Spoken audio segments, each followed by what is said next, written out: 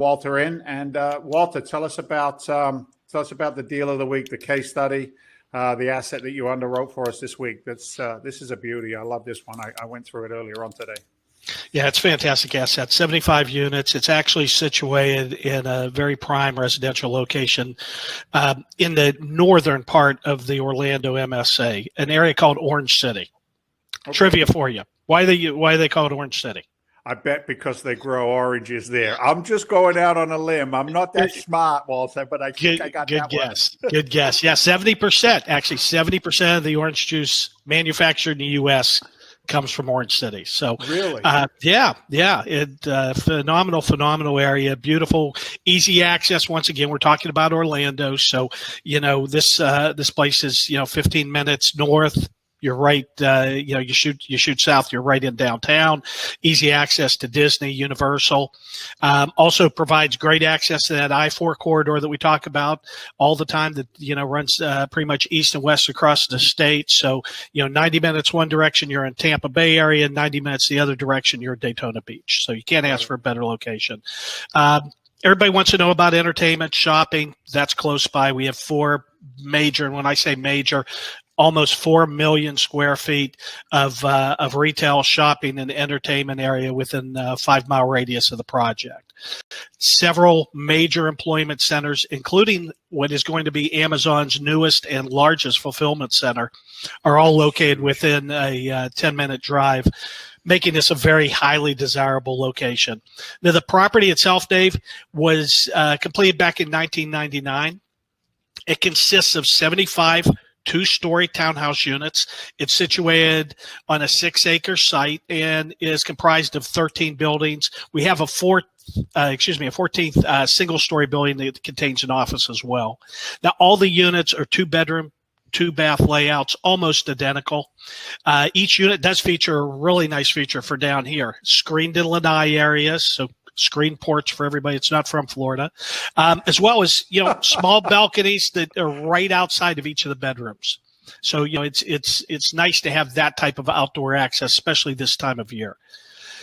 Now, the current owner did go through and do some major improvements back in 2016. All interior improvements, new cabinetry, tile flooring, fixtures, mechanical upgrades, as well as new appliances. So the property itself is in excellent condition, both interiorly and exteriorly. Let's talk a little bit about how we're going to reposition this asset. First of all, we're going to acquire it for $6.25 million. Our research indicates that the community is lacking certain amenities that are very common to other comparable properties in the area. Now, that factor combined with, let's say it diplomatically, substandard management that's currently in place has resulted in a current vacancy factor of 11%. Basically, they just have been renewing leases and have not actually been going out and pursuing new tenants for whatever reason. So to cure this deficiency, what we're going to do is we're going to invest another $500,000 into the property. The emphasis is going to be to get this property to a first and best use, a higher rental level. The investments are going to really focus on bringing the amenities that are common in other properties to this property. We're going all out. We're putting in a resort-style pool. Very nice sundeck area. We're also going to build a couple of grilling pavilions and have a very, very expansive decking area around them as well. Going to add a lot to the landscaping, hardscaping, really just to bring the exterior up to a level that most people would anticipate. That's going to take us to a new rental level. That's going to generate additional income. So, we believe with these improvements combined with the installation of our professional management team, it's going to allow us to restore this community back to the level where it needs to be.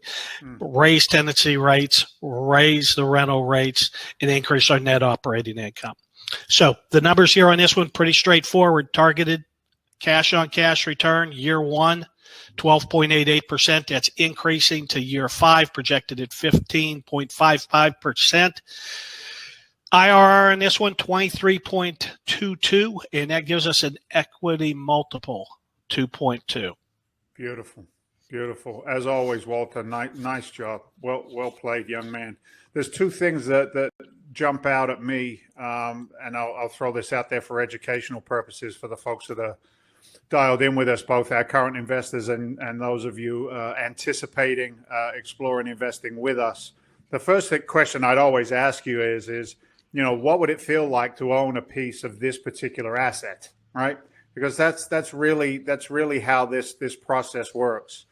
We've talked a lot recently about tangible assets over, intangible assets, if you will. I had a conversation this morning with Eric Walter, and we were talking about, how such a huge portion of investments are made in pretend. They're made in could-be's rather than the reality of what is sticks and bricks.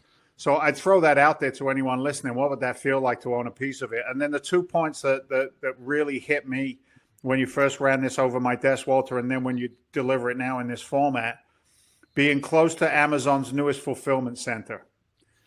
We all know that Amazon is the machine. It creates its own universe now. It really does. It's got its own weather patterns, and being able to be a subsidiary of that company, which is what we would end up being when we take this one down, is I would anticipate a large portion of our tenancy would be coming from, if not right away, generally over the 5-6 year period of time that we hold this asset.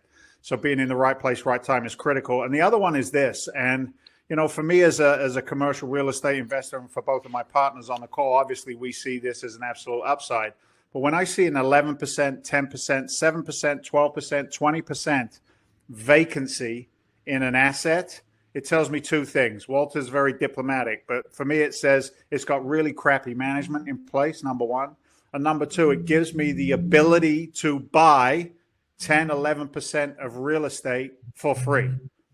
It's free real estate to us, because what we do is on the buy side of this acquisition, when Walter underwrites at $6.25 million, when he underwrites that, he underwrites it based on its current cash flow.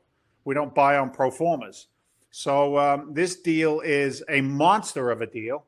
And as usual, we're conservative with our projections, but there's a little something inside of me that says, let's get this one in the fund ASAP, Walter. Okay. I gave it the